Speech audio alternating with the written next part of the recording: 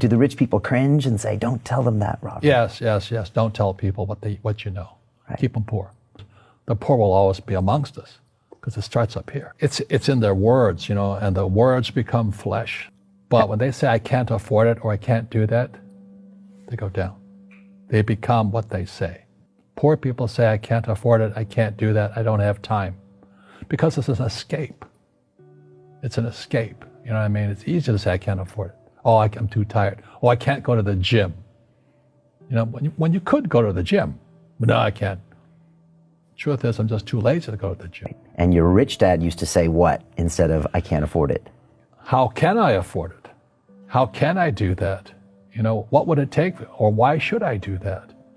He says that a question opens the mind, a statement closes the mind. See, when you say, I can't afford it, your mind shuts down, and you become what you say. But the thing is that we become creatures of our own habits. And until we break the habit, we don't change. Because to be rich, you have to give something. The way you get rich, you solve other people's problems. Right, that's how you create value. Yeah, poverty is passed on. It's taught in your families. And middle class is taught in families. And so the people right now who are sitting at home, who are struggling financially or worried about money or unhappy, they may be making a lot of money, but unhappy with what they're doing, it was probably taught to you.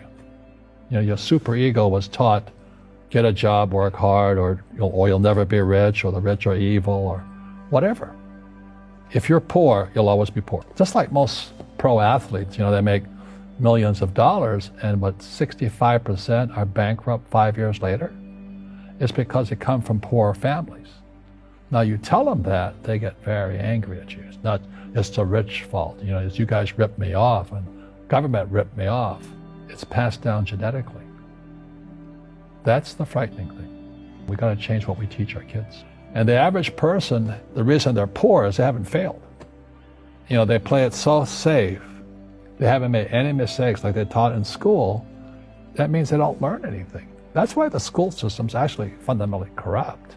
It's anti-education. The school system will never teach you about money.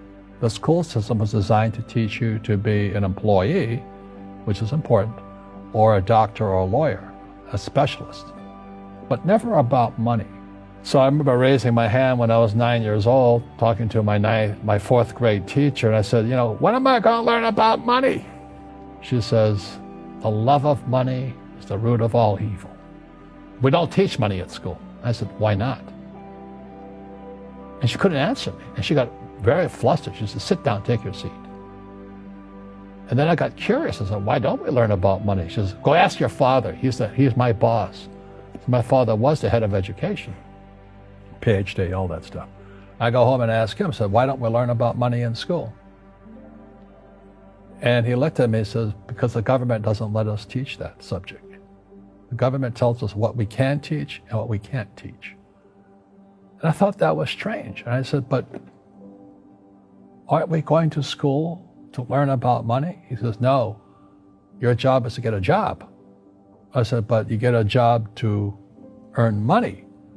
He goes, no, you're supposed to just get a job. I went, no.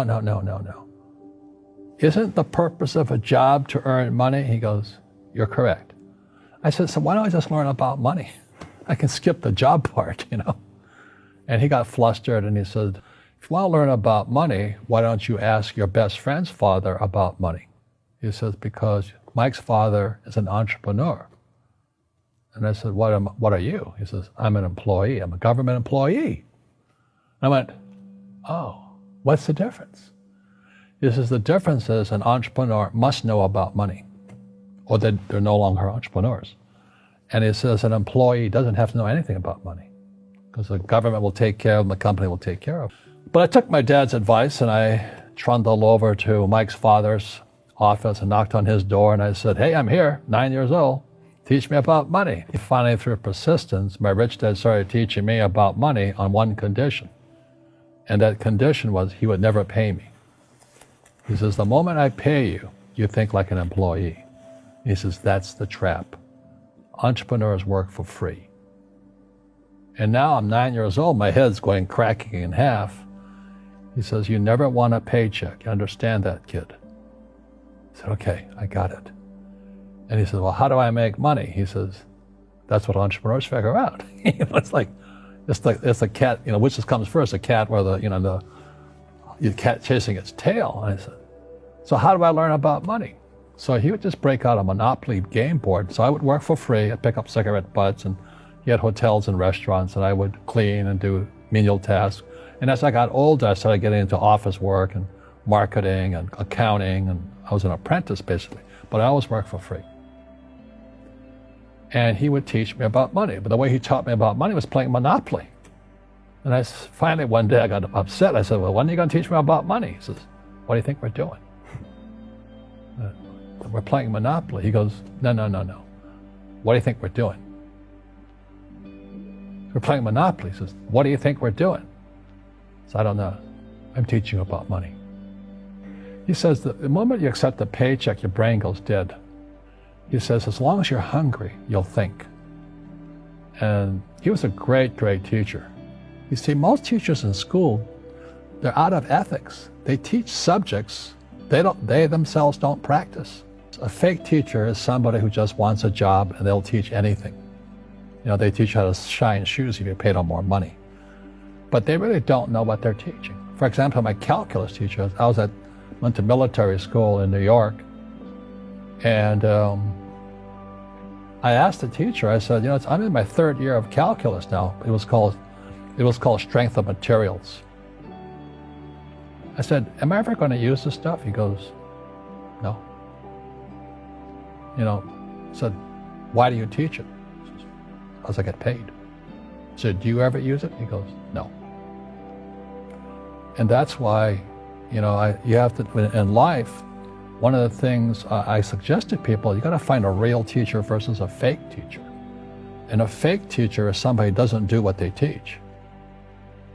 And a real teacher is doing what they teach every day. School systems are making our students weaker. So in school, they have these things called now trigger effects. So you can't, as a teacher, you can't say anything that might upset the student. They don't want anything that might jar their point of view. So if I went into school, I'd be thrown out because I threatened them. I would, and to me, isn't school about opening your eyes and minds to new ideas? But that's now out of the system. So everybody's got to be PC, politically correct now. And it's killing us. It's killing the brains of our kids. They're going backwards. But in their minds, they're more enlightened. They might be. But if I didn't have ideas that shook me, I wouldn't learn anything new. But now these trigger mechanisms are actually making our students weaker in school.